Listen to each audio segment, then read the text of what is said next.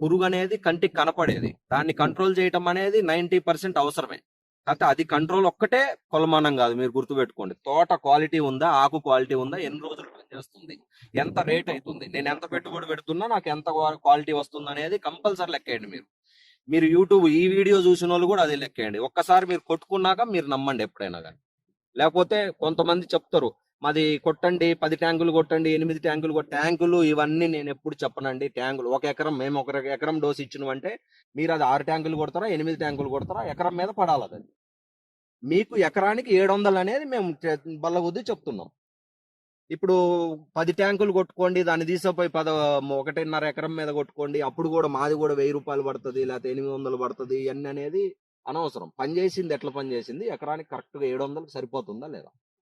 ఎప్పుడైనా మేము ఇప్పుడు ఇది స్టేజ్ దాటి రేపు బాగా తెల్లదోమ ఇలాంటిది బాగా అటాక్ అయిన టైంలో అప్పుడు సరిపోకపోతే మేమే సజెస్ట్ చేస్తాం నెక్స్ట్ కిట్ కానీ దాన్ని ఏం చేయాలనేది. ఈ ఇయర్ ఇప్పటి వరకు ఏ మందు అవసరం రాకుండా ఇదే దీంతోటే నడిచిపోతుంది. 15 రోజులకు మాత్రమే ఒకసారి కొడుతున్నారు. గుర్తుపెట్టుకోండి రైతు.